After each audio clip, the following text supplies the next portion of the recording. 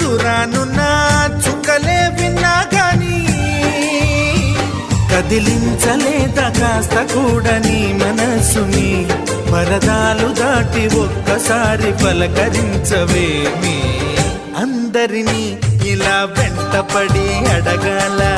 సరదాగా నువ్వే ఎదురైతే సరిపోదా నిద్రపోతున్న రాత్రి నడిగా గుడికి చేరిన గువ్వల నడిగా